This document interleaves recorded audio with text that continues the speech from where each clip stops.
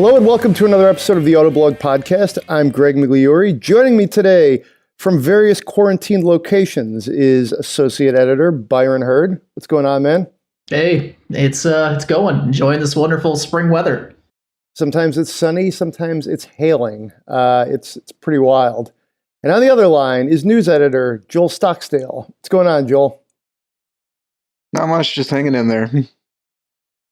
That's all you can do right now. But we got a great show for you today, wherever you're listening to this, hopefully from your stay home, stay safe location. We're going to talk about the 2020 and the 2021 Nissan Frontier. If you're into trucks, specifically mid-sized trucks, this is kind of interesting. Joel wrote up some news this week on this, and we're going to let you know what's coming essentially like right now, pretty soon, and then sort of for the next generation that's really coming fast too. We had an interesting story on the site about a 1966 mid-engine Mustang concept that was essentially rediscovered. One of, I think, the interesting things about this story was Ford is such a big company with such a long history that they had this amazing thing that everybody just kind of forgot about. So we're going to dive into that a little bit. Then just some random chatter, stuff we've been talking about around the office and our different Slack channels. And then we've been driving a bunch of different things, actually. Joel spent some time in the 2500 Silverado and the 1500 Trail Boss, both pretty cool Chevys. If you're into trucks, obviously stick around for that. Joel also drove the Mini Countryman JCW. That's a fun car. It's been a while since I've been in really any minis, but they're fun to talk about. They're fun to drive, so we'll get into that. And then lastly, we'll have a long-term update with the Volvo S60. So let's jump right in. On the site this week, hope you caught up with Joel's post on what's going on with the Frontier. If you haven't, check it out, autoblog.com, of course. Break this down for us, Joel. We've got the 2020 and then the 2021. 2020 is essentially a new engine and some relatively light updates. 2021 is what we would consider a new generation, which we've been waiting for some time. So based on your reporting, how are you feeling about this new Frontier? Pardon the cliche. I mean, I'm excited. I think a lot of people are excited. It's what we learned the other day, since we're getting a 2020 Frontier with the new engine in a couple months. We were talking with some Nissan experts, and we found out that the new one, it's going to be lighter and a little bit more aerodynamic than this current one, which means it'll be more efficient than the current truck. And the fuel economy numbers for the 2020 truck with the new engine already were a significant improvement over the old truck. So we should be looking at fuel economy probably at least on par with the four-wheel drive V6 Chevy Colorado and the four-wheel drive Ford Ranger turbo engine, which do pretty well. Actually, with two-wheel drive, both of those trucks, they get 26, 25 on the highway. So I wouldn't be surprised to see similar numbers out of the new one. And the new truck, it's not going to be a reskinned Nissan Navara, which is their small truck for the global market. It's going to be specifically designed for the US, and apparently it's even going to share a few bits from the current Frontier, which should be interesting. It's interesting to see kind of the old parts reused, and I'm sort of hoping that it means that this new truck will still be fairly small. One of the perks of the current Frontier is that it's far and away the smallest, most easy to maneuver pickup truck on the market. What I think is interesting is the way they're sort of staggering these changes. You could get the 2020 with the 3.8 liter, which is interesting because that's the same engine you're going to get in the 2021, which is where it essentially does become the new model. So, I mean, based on what you know, would you go for the new truck or go for the really new truck essentially next year? It's a tough call. Because I'm really rather fond of the current Frontier. It drives a lot better than you would expect for a truck that is, let's see, I think this design came out in 2006, 2007. Yeah. But it's surprisingly comfortable, handles decently. The interior is really dated. It's got some pretty chintzy plastics. You can tell that it's over a decade old. But I mean, if you like the Frontier a lot, go ahead and get it. If you're a little bit on the fence, just wait and see. And I suppose if you're in a situation where, I don't know, you maybe have like an old Frontier and you've got a lot of like extra bits that you'd like to carry over to a new truck, that would be a good case to buy the 2020, because you'll get a much newer, much more efficient engine with more power, but you can reuse all of the parts and stuff from your old truck because it's still basically the old truck. You drove the Frontier down in, I want to say, Miami, fairly recently, maybe January, somewhere in there. Last fall. Oh, it was last fall. Geez. Okay. Yeah. Time is of no consequence right now. It's all just one big world, it seems like. But I remember you came back and you said something like, this is better than like how we would think it is. Like, it's actually a decent like truck currently as is, that maybe, if you're looking for a smaller truck, a value truck, something that just kind of is what it is, that this is better perhaps than people might think, which is totally a backhanded compliment. But I remember you were basically impressed with it, is what I'm saying. Totally. Yeah, I was surprised and kind of pleased with it. I guess a couple other things, like if you are looking for a truck and kind of considering Frontier, because my biggest complaint was the fact that the old engine and transmission combinations were really inefficient, just because they were really old. I mean, the old V6 had been around for years and it was coupled to a 6-speed automatic.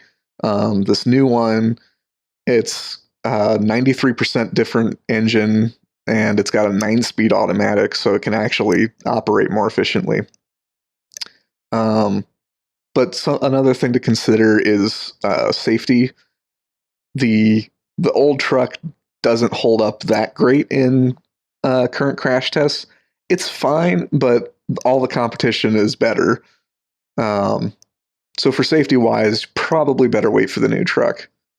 And also, if you're looking for a deal, one thing to keep in mind is that this 2020 truck is only going to be offered with the V6 in the automatic. You won't be able to get the V6 with a manual transmission, and the 4-cylinder is not on offer at all. So like the super basic, super cheap trucks aren't going to be around for this year. When we were talking with the Nissan experts, they wouldn't confirm one way or the other whether the 4-cylinder or a manual transmission will return for the 2021. So that's up in the air. It's not a no, it's not a yes. Interesting. I think, with all of just this, like essentially the car business is in many ways shut down, part of me wonders if you're going to be able to really get a screaming deal on the 2020s if and when people start going to dealerships, again, more often, if you will. Because at that point, let's just say it's like September and the world is somewhat back to normal and you're somewhat willing to go to a car dealership, and who knows, maybe it's longer, maybe it's shorter. And you've got the 2021 sitting there. If I'm Nissan, I probably don't delay the new truck because of, because people weren't out buying for the coronavirus. I'm thinking maybe you roll that thing out, but then I assume they're going to like have some scale, some production allotment of the 2020s with this like Frankenstein V6 in it. So at that point, it's kind of like, well, okay, maybe they incentivize them. I don't know. To me, that's going to be a very interesting situation. Yeah, and the folks at Nissan did say that currently all their plans for production on the trucks are still on track. Granted, that could always change in the next month or two, depending on how things go with the coronavirus pandemic. But the 2020 is still slated to hit dealers this spring. And we should see the 2021 truck by the end of the year, and it'll probably go on sale sometime early next year. All right. Sounds good. Well, let's move on to this. This is so random. I love stories like this. They're almost like footnotes to history. 1966 Mustang mid-engine concept car was sort of rediscovered recently. You got to check out these pictures. They're amazing. This went up on our site a couple days ago. It was April 6th, actually. I mean, straight out of the Mad Men era, sort of, the photos are black and white. Very clearly, they were like just coming up with different ideas back then. And it's just super wild. Joel, why don't you just kind of really quick summarize the story? And then Byron, we need to get you in here. Jump in. I'm curious what you think. But Joel, what exactly is this first? Yeah, so Ford Performance shared that the now retired head of the Ford Archives had just been digging through old photos and things and found these photos from May of 1966 of this weird chopped up Ford Mustang with a small block Ford V8 in the middle, powering the rear wheels. And he didn't know what it was. And he was reaching out to all sorts of other former Ford employees and designers and engineers trying to figure out, like, what is this thing? And nobody knows what it is. It's just this weird mid-engine Ford Mustang prototype. It's only got 2 seats. It's got the engine in the middle, like I said, and it's got a spare tire kind of in the cargo area behind the engine. You can tell that it is Mustang related because the rear fenders, they've got the little kind of hockey stick shaped molding in the side, and it's got the cutouts for the tri-bar tail lights in the back. And yeah, people, they just don't know. They don't know what it is. There was some speculation that it could be the prototype for the 1967 Mach 2 mid-engine prototype, but there's a number of differences that seem to say that that's not the case. Interesting. It's when you look at these pictures, this is straight out of like Unsolved Mysteries, Robert Stack. This is very, just cue up the music. It's pretty wild. What do you think, Byron? Well, I mean, first of all, it's insanely cool. This is I'm in the same boat as you are. I really like stories like this, especially when you have kind of a true mystery element to it, which this absolutely has. It's got that vibe to me where, like, I mean, this was when Ford was gearing up for Le Mans, when they were, going after Ferrari, and it has that kind of feel like not quite a homologation effort for Mustang racing, but the same tie-ins you saw where they were like, we need to make the Mustang credible as a performance car. We need, racing victories and things like that. And then you've got these GT40s that are taking it to Ferrari on the world stage. And this has that feel of like, what can we do to combine our motorsports presence with the cars we're actually selling in showrooms? Because the GT40 wasn't like the new GT. So it wasn't a customer car. It was a customer racing car at one point, but it wasn't a car that you just went out and bought the way you can with a GT, even though that's oversimplifying it. But it's got that kind of vibe to me where they were like, okay, what can we do to kind of lend this motorsports credibility to what, I mean, they addressed it, so it sounds sexist, and it was sexist, but what can they do to make this secretary's car serious? And it's like a past echo of what we see with the Corvette, where they were like, well, we have the Corvette, it's already a world beater. What can we do to make it even better? How can we elevate its performance to the next level? And they were like, mid-engine, that's the way to go. And there were rumors about mid-engine Corvettes for decades for a reason, because I'm sure the domestics were trying to find ways to capitalize on that design. And I think this is just kind of one of those weird vestiges of it that history is kind of lost, and it's really cool to see it come back.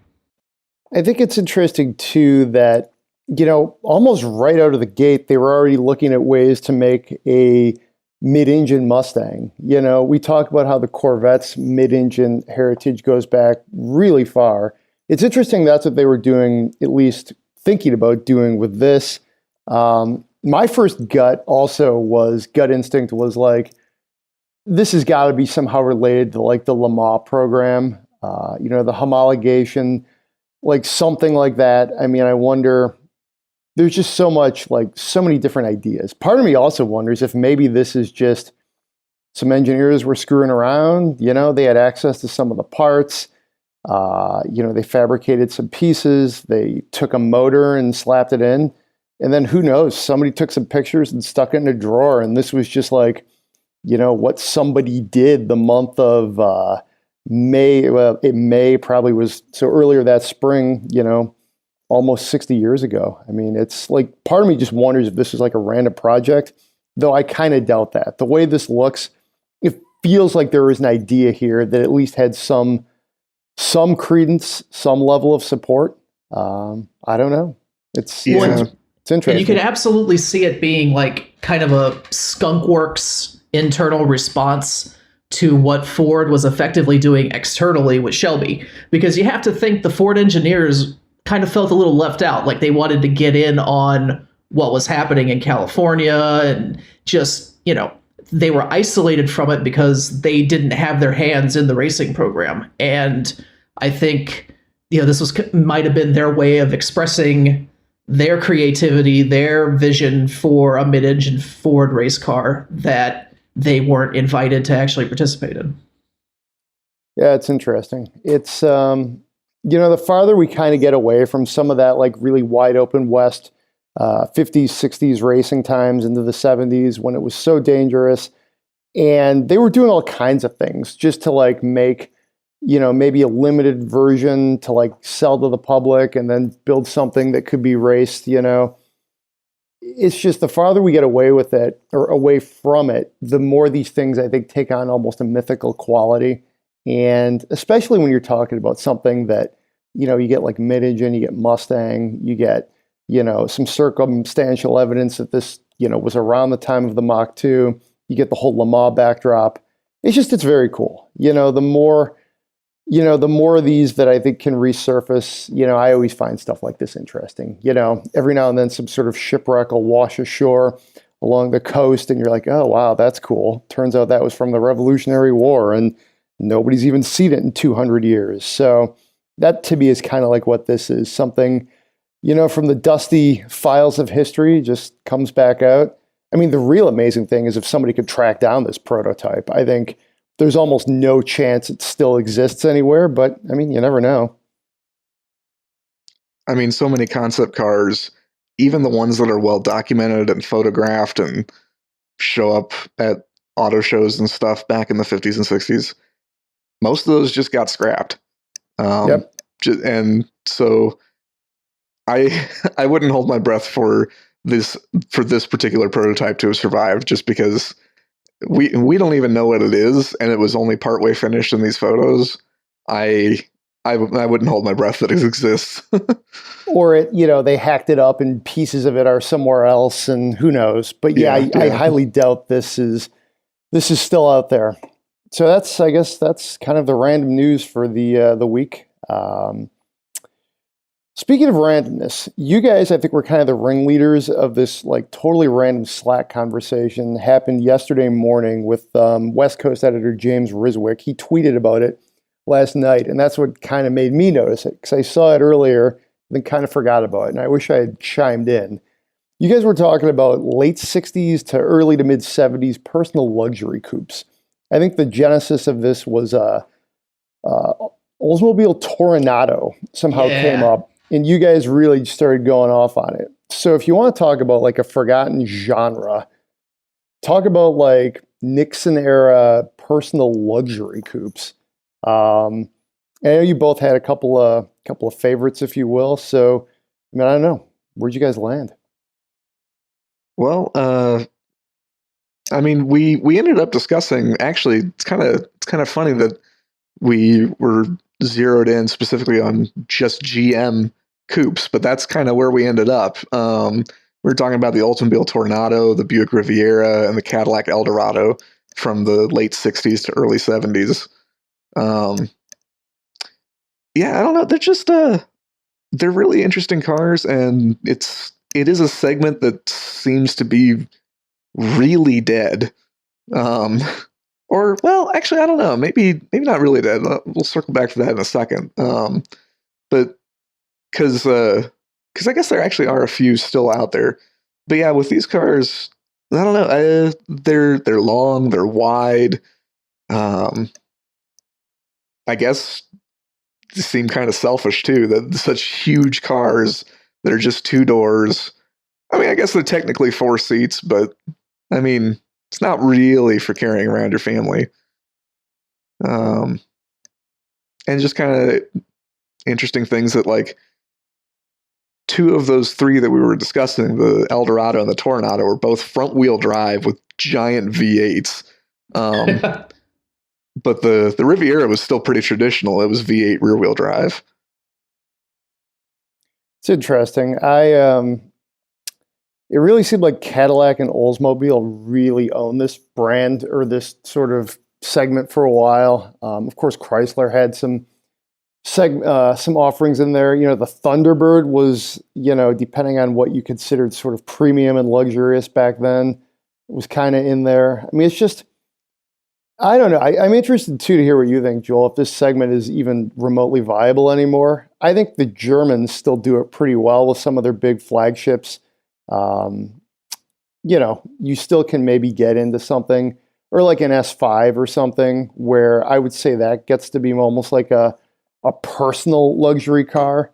But you don't see it as much. It's like basically luxury is usually some form of loaded up SUV or, you know, the proverbial like flagship sedan, you know, and you just don't see these personal luxury coupes that much anymore. Yeah. Because when I did think about it, it sort of does, because these are like old GM things I would consider to be pretty much flagship cars. It's Eldorado, Toronado, Riviera. Like, these were sort of the standard bearer for this is cool and luxurious and special and personal. And I think that actually does kind of show up in like the Lexus LC, the BMW 8 Series, and especially in the Mercedes-Benz S-Class coupe. That's probably the true spiritual successor to these cars, because that thing, it is the full-size S-Class. It is the full S-Class luxury experience, but it's just two doors. It's not meant for carrying extra people or anything. It's just to be stylish and luxurious and kind of show off a little bit. Not too much, because it is still subtle, but a little bit. I don't know if it's really a viable segment, though, because everybody wants to buy crossovers and SUVs. And actually, I mean, I said that like these cars kind of look and feel a little bit selfish because it's like you've got this huge car that is just for like one or two people. But I don't know. I think there's maybe something a little bit honest about it too, because I mean, I know that times that I've driven like an S-Class sedan or an Audi A8 or even like an X7, I just kind of feel like, why do I have these extra back seats? Like, if I'm a single person or like married without children and I own one of these huge sedans, especially the ones with like a long wheelbase, because that's, I guess, prestigious. It's kind of like, but why? I'm the one driving it. Like, I want all of the luxury and attention focused on me. And I don't know, I guess there's almost something that feels maybe a little bit wasteful about owning like a gigantic super uber SUV like a G-Wagon when it's just you driving it. So you might as well, I don't know. I'm rambling a little bit here. Chime in whenever you guys would like. Well, I mean, I think, I mean, your points are very good. And when I think of this segment as it exists today, I think the epitome of it is like a Bentley Continental GT, where it's just, you know, a massive piece of metal that's all for you.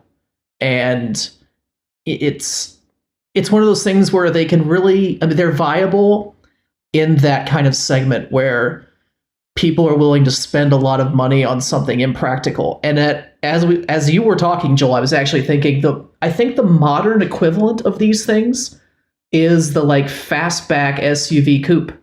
because it's the same kind of compromised approach to a large car, just a different kind of car. Like you have these big SUVs that are terrible at being SUVs, but they're great at being large personal luxury vehicles with serious road presence. And I think you even, like, going back, I was thinking when I was in college, we had a roommate named John. John had a 72 or 73 Monte Carlo SS. And Johnny was the fake ID and let's go somewhere type of guy. And he would frequently lock his keys in his car at the liquor store, and we'd have to go and retrieve him. And so the poor Monte Carlo would have to like live in a parking lot overnight. It was amazing. It never got stolen. It was in pristine shape for what it was. But it was just, it wasn't necessarily, it was a Chevy. It wasn't a luxury make, but the presence it had and just the space it took up made it a luxury, because you were effectively saying, well, I'm not compromising on size, I'm not being practical, I just want all of this car. And you get kind of the same thing with like my Challenger, especially because the Challenger, when it was first conceived, was not supposed to be a performance coupe in any real sense, because that was the Viper's job. And until the Viper went away, the Challenger was always second fiddle. It was more of a big luxury cruiser. I mean, my car is a slick top, but it has a heated steering wheel and heated seats and all those other kind of things you would more likely associate with a Mercedes E-Class coupe than you would with a Challenger. And I say that because they share some DNA. And so you can get that same, like, the presence, the style, the look at me, I have all of this, and I could have bought a Miata, which would be faster half the time and much more practical to own, but I bought this instead because look how freaking cool it is. And I'm in the minority, obviously, in this current market in finding that kind of thing appealing, but there's a large chunk out there willing to plunk down a lot of money on something like a BMW X6, which makes a lot of the same functional compromises, just with a different class of car. And I think there's even, to an extent, the Jeep Wrangler is kind of an extension of that too, because it's a car that is a style statement in a way, and not practical for most people who actually buy them, but it's cool. And that cachet is just in SUVs now where it used to be in coupes. So I think the same thing is happening now, just with completely different cars. It's interesting. I think, I think there could still be a market, although I wonder, as the market sort of gets tighter, the economy's uncertain, just how long this, this market segment is really going to have to live. I think I've said this for a while, like, the car market right now is pretty decadent. You could get like high-powered muscle cars. You could get all sorts of different flavors of luxury vehicles, luxury SUVs.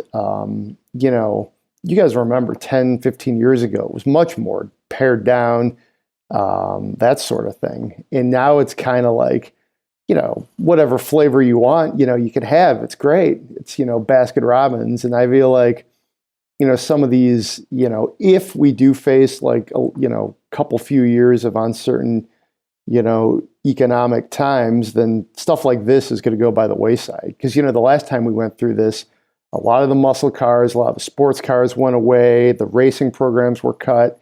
Luxury brands were, shed in the case of, General Motors in some cases, like Pontiac. Maybe that's not pure luxury, but you know what I mean? And it's like, when times are tough, this stuff kind of goes away. So we'll see. But that was a great Slack conversation. Cars like the Riviera were brought up. That's 72 Monte Carlo, 73 that you just brought up there, Byron. Toronado, Eldorado. My parents had a 73 Chevelle, which was not really a personal luxury coupe. You could get it in a wagon or a sedan, although they did have a coupe. And it's interesting because back then, people did use big coupes as family cars because the doors were so big, you could just get in and out of them pretty easily. You could put, Car seats. I assume there were car seats in the back seat. Yeah, I mean, by the time I came around, this car had been around for some time, but I mean, just there was a different market for large coupes back in the day. And I think, it was kind of fun to have everybody riff on that. Yeah, actually, on coupes as family cars, it just reminded me, I had a friend in college that had it was a late 70s Granada coupe. Wow. It was green on green. It was the most green car you could have without being a Prius. And I think I remember it had ashtrays in the very back of the doors for the rear seats. Because, I mean, every seating position in a 70s car had to have an ashtray because everybody was smoking. All right. On that note, let's move along to cars we're driving in the modern era. Let's go to the Chevy Silverado. You've had two of them in your kind of short-term fleet there, Joel, which I think is cool. Why don't you go with the Trail Boss first? What did you do with it? And what did you think of it? I think that's a very interesting truck. Yeah, so I actually had the Trail Boss first anyway, so it's a good place to start. And I had a couple weeks ago, and since like an off-road pickup truck isn't exactly that much fun on-road, I figured I'd try a little bit of off-roading and drove it out to the Bundy Hill Off-Road Park, like an hour or two west of Detroit. Bundy Hill's fun, absolutely. Yeah. And it did pretty well for a truck that mostly boils down to, it's got like a 2-inch lift on it. It's got Rancho off-road shocks and retuned suspension. This particular one came with the standard mud terrain tires, and it had skid plates, and it had like big beefy tow hooks, and an automatic locking rear differential, which has been kind of a GM hallmark for a long time. And that's pretty much it. It's not like a Raptor with like crazy remote reservoir Fox shocks and extra long travel suspension, and it's not like a Power Wagon that has a winch. It's a relatively modest off-road package, and in a number of ways, it was really nice. It was wet and muddy and overcast out at Bundy that weekend, and the tires were great. I had excellent traction all the time. I think I only kicked on the locker like once, and I never put it in 4 low. And the ground clearance was really helpful. Bundy has a lot of kind of steep hills and tight trails, and so I was able to clear quite a few like kind of big old hills. And actually the suspension, it had great body control. It was actually pretty comfortable driving it off-road. The one downside, it's a big truck, and Bundy has tight trails. It's difficult to get around in like really heavily wooded areas with lots of trees right up on the edges of the trail, and rocks and things. It can be tricky to maneuver. There was definitely a reason that most of the vehicles I saw out there were ATVs, side-by-sides, and Jeeps, and not full-size pickup trucks. So pretty decent off-road. If you're serious about, if like off-roading is the thing you're gonna do, and you want a Chevy, I would strongly recommend going with a Colorado ZR2 instead. It's a lot smaller and more nimble, and it has a few extra off-road upgrades that make it even more capable. On-road, the Trail Boss is not my favorite. That off-road suspension that's great, off-road, it's really pretty stiff. And actually, it actually doesn't do potholes that great on pavement. There's on 10 Mile Road near my house is really pockmarked. You'd be surprised that it had been a road at one point, but going over it at like normal street speeds, the whole truck kind of shimmies and shakes around, and it doesn't feel particularly stable. And if you're going to do much pavement driving I'd strongly recommend opting for the 20-inch wheels with the all-terrain tires instead of the mud terrain tires, because the mud terrains are super loud. Those big knobby treads just cause this humming that's audible at basically every speed. Plus, they've got terrible pavement grip. You've got to think a little bit farther ahead when you're braking and when you're turning, because it's not going to respond as quickly as a normal vehicle. So it's an interesting truck. I think it looks awesome, and it does what it needs to do pretty well, but it definitely comes with some compromises. What I think is interesting about the Trail Boss is I think it's by far the coolest Silverado, the way it looks. But it's also one, your comments make for kind of a cautionary tale. You'll see people driving probably overly capable Wrangler Rubicons, and that Wrangler is never going off road. But, frankly, the Wrangler just, it's in general pretty uncomfortable, and Byron, I know you own one. It's just how uncomfortable do you want to be and how much can you tolerate? You could get a pretty comfortable Silverado, depending on, what trim you get and, how you spec it out. So, I think that's, again, kind of a cautionary tale. The Trail Boss looks pretty awesome, but unless that's what you're going to use it for, you probably don't want to, go ahead and go for that version of the Silverado. One other thing that I think is good to mention is that off-roading, there's always a decent chance of damaging your vehicle. And most of the trucks and stuff I saw out there were pretty beat up. And it's hard to imagine because the truck that we had as tested cost $56,000. And it's hard for me to get my head around somebody that would want to take their brand new $50,000+ pickup truck and do serious off-roading. I think there are definitely situations and buyers that would be looking for a full-size truck like this that's got the towing capability and the car and the people carrying capability that's reasonably comfortable, but can also do some serious off-roading. I'm sure that there are those buyers out there, but just keep that in mind when you're looking for an off-roader, that there's always that risk, and you need to think about whether you're willing to bang up your shiny new truck. Tell me about the 2500, which I got to believe was even bigger, but also probably more comfortable. What did you do with that? You probably didn't go to Bundy Hill. No, I've only driven that on the street. I would not want to take that out to Bundy. It's as big as the 1500 was. The 2500 is even bigger. I actually took a picture of it next to my Miata and shared that to Twitter. If anybody wants to check that out, I found it amusing. It's so huge. It's also a lot more expensive. This one costs about $75,000. Wow. Yeah. And it's got the Duramax diesel V8, which is a really nice engine. It's really good. It's smooth, it's refined, and it always amazes me and amuses me how these big diesel pickup trucks, they're quick.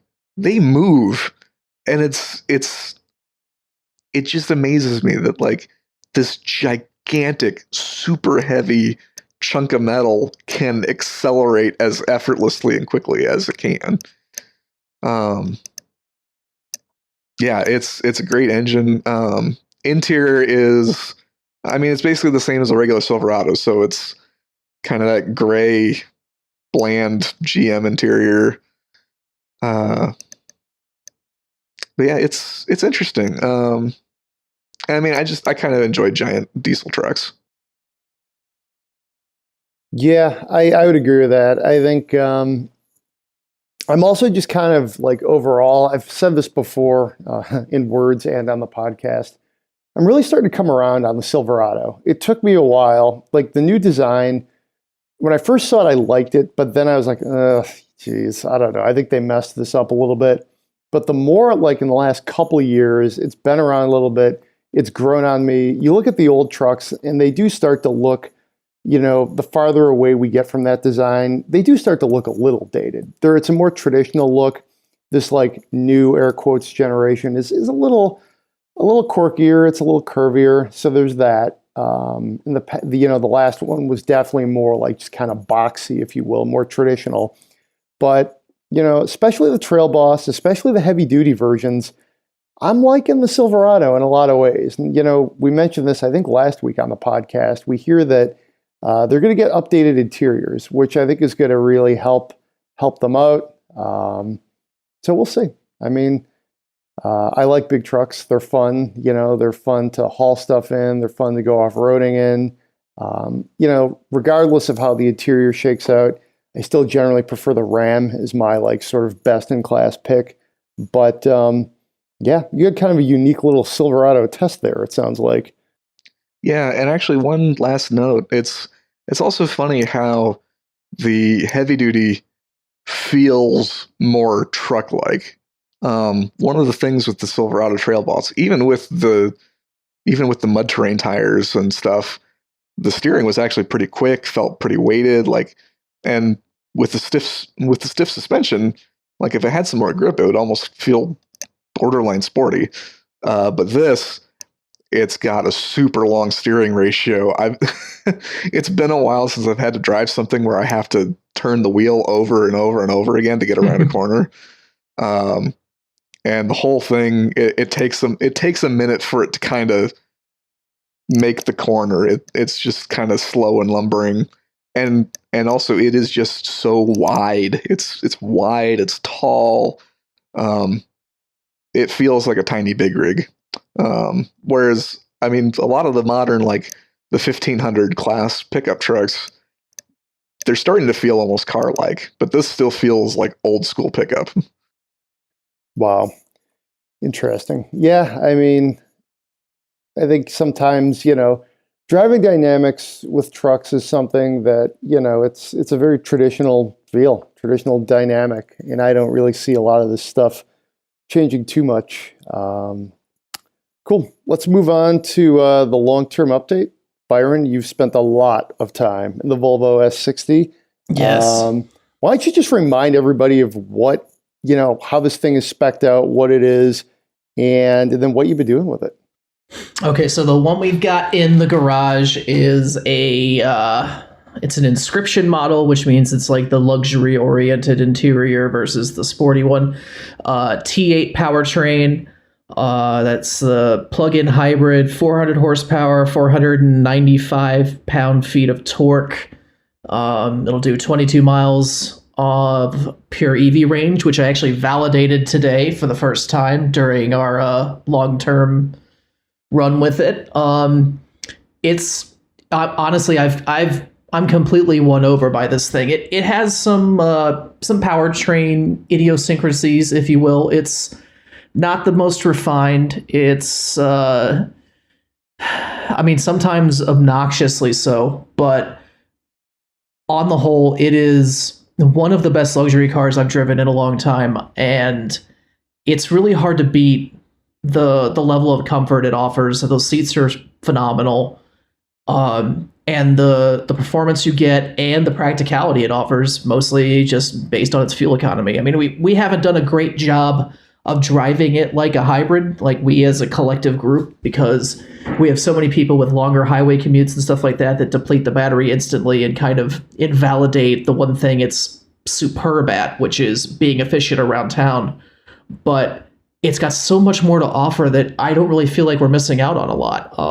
So I've had it, I think, close to a month straight at this point.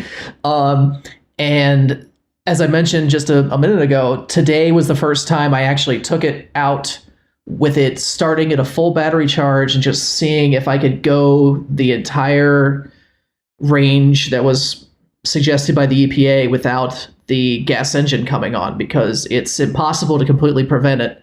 You just have to drive it really carefully, and was able to do it. As a little teaser for that, which we'll do as an update probably next week, Actually beat the EPA 22-mile range slightly without trying. So just drove it out to Pontiac and back on Woodward and didn't do anything special, didn't try to hypermile it or anything like that, and actually managed to do better than 22 miles on purely electric.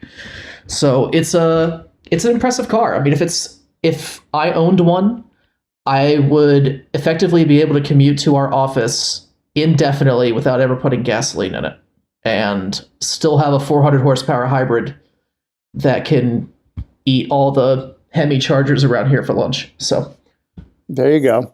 I missed the S60. I remember when it arrived back in, I think, January. We were jockeying to see who could get in it, and I was able to kind of get some seat time early on. The plug is really, I think, a cool feature, something you would even consider to be a luxury feature. In some ways, I think, we'll see if plugs become more commonplace, which I hope they do. But I also think, the way it's used on this car is almost like it's a legit add-on value-added feature, which I think is cool. That's a really nice driving car. When you talk about personal luxury, the S60, yes, it's a sedan, but it's not a huge sedan. So, that's a little bit of a personal luxury car in some ways. I think that's how you can look at some of the smaller sedans. Love how it looks. It's a great looking car. Steering was really good. Dialed in chassis without being like too intense. It's a very nice car. Very nice car. Yeah, I love the S62. Every time I've had it, I come away loving it. Like you said, those seats are amazing. I don't know what, like Volvo knows how to do seats. They're really supportive, but they have lots of cushioning and like, oh gosh. Those are great seats, yeah. They're so good. And almost every time that I had it, and when I was still like commuting to and from the office, when we were allowed to go there, I was able to drive it home entirely on electric power, going from Woodward and onto the interstate.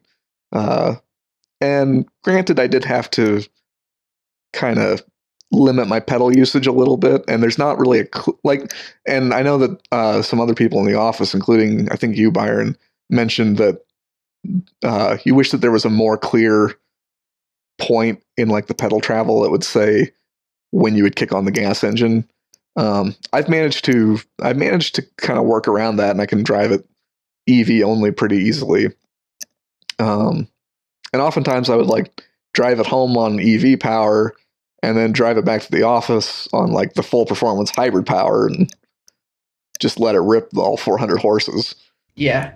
It's actually, I think one of the most impressive things about that powertrain is that unlike a lot of EV assist type cars that are out there, that power feels like it's there all the time. It's not, it's really quick initially, like just coming away from a dig right at a stoplight or something like that, and then it tapers off. If you hammer it, even on the highway, the power is there, the torque is there. And it helps that the base engine, if you want to call it that. I mean, you've got a twin, both turbo and supercharged 2-liter 4-cylinder making 315-ish. I forget exactly what the total is, but around 315 horsepower. That alone is adequate. And then throwing in the extra 100 from the electric motor is great. It's just always there. And the fact that the system actually banks reserve power while you're driving it to make sure that you have that electric torque when you want it helps. And I mean, you can go from being stuck behind a semi truck on an on-ramp doing 20 miles an hour trying to get into a 70 mile an hour zone, and as soon as the way in front of you is clear, you're there in a heartbeat. And it's a very luxurious power delivery once you get up and rolling. When you're kind of puttering around and the engine's coming on and shutting off and doing other little weird hybrid things, that's when the refinement issues kind of creep up. But they're so forgivable, and once you learn how to kind of drive around them, you don't even notice them anymore. I love that car. It's great. Yeah, I know what you mean about the power too, because like it feels like the electric assist is assisting for more of the time and makes more of a difference than in a lot of like plug-in hybrids. And also with like the refinement, I think one of the problems is that 4-cylinder is not very refined in general. I've always found it to be a little noisy and coarse. Yeah, that's definitely an issue. I mean, sometimes it's just more pronounced than others, but you'll just be sitting in the driveway and like you flick it over to power mode, and that immediately brings the gas engine on, whether you're moving or not. And sometimes just as you're sitting there idling, it'll drop into these weird kind of voids in the NVH tuning where it just feels like the engine's about to fall out of the front of the car. And I mean, you know it's not. It's a brand new, expensive luxury car. It's not that poorly made, but it's just they're just little weird harmonics that come through sometimes that kind of make you scratch your head. Yeah, it's I think that's something that you always kind of find a little irritating, but I mean, what are you going to do? Any other thoughts on the S60? Either one of you guys? I don't think so. Nope, that's probably it for me. I've got updates to come on that. So I like it. Check out all the S60 coverage. Byron's had, you've had at least one piece, maybe more than that. I'm not sure if I've maybe missed one of them in there, but check out all our long-term coverage on Autoblog, of course, the long-term fleet. We've got a Forester that I believe is in the hands of our green editor, John Snyder. He's taking care of it, such as it is during quarantine. And it's always fun to talk about these cars because we get to spend a lot of time with them, kind of figure out things we like, things we don't like, things that maybe aren't quite as advertised, such as it is. And that's always kind of cool too. And, hey, we can pass that along to you guys, the listener. One kind of random postscript. I had randomly had Twitter going in the background, guys. We were talking about that Ford random mid-engine concept, and Ted Ryan, who's apparently the Ford Motor Company archivist, just randomly tweeted and this came through my feed, about the Allegro, which was apparently this random sporty performer thing from 1963. So, I don't know. It's super random. If you do some Googling, you'll see it out there. Reminds me a little bit of almost like a Corvair fighter, if there is such a thing back in the day. Hemmings has a nice sort of piece on it. It's just, man, when you look at some of the weird cars from the 60s, companies were trying things, that's for sure. Yeah. So, check that out. If anybody has any more information on that mystery mid-engine concept, hey, let us know. Probably let Ford know, but you can let us know too. We'll keep it a secret just between you, them, us, and autoblog.com. Send us your tips, if you will. That's about it for this week. We don't have to spend my money. So if anybody listening out there, you're thinking about buying a car, wondering how maybe to buy a car, especially during this time of the coronavirus, when most dealers in most states, I think, are shut down, or how to approach that, let us know. We're willing to field all questions about that, or really any other questions. We've had a few mailbags in recent weeks, and those are always fun. So, shoot us a question, whether it's about buying a car, spending your money, or something else that, maybe has piqued your interest in the last few weeks. That's about it. How are you guys doing in lockdown? Have you guys any interesting routines you've come up with? Have you tried any new hobbies, anything like that? Well, I just got my Miata back from the mechanic a while back. Okay. Because it was having an idling issue, and that's all been sorted out. Apparently, there was a nasty vacuum leak. One of the brace that kind of props up the supercharger that we added has some bolts that thread into the intake manifold. And apparently, at one point on the highway, one of those bolts had just kind of worked itself loose and fell out. So there was an 1/8 inch hole in the intake manifold that was causing a major vacuum leak. So that's been fixed. Boy. And now that's something. Yeah. Now that the weather is nice, I've been doing a lot of cruising around.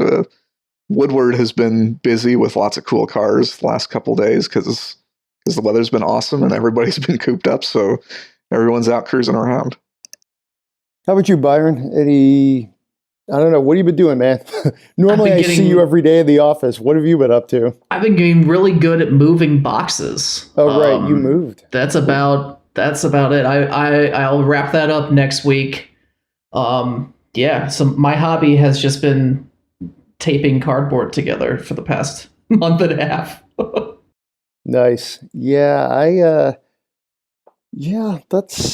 don't know. We're not moving. We're just bunkered down. Been trying just different versions of pastas, with different things out of a can, what's left of the spinach, If there's a way to make pasta, we've been figuring it out. So, it's interesting. Everybody, I read about these new hobbies and things people are picking up, but I think most people are just hanging out, trying to stay healthy.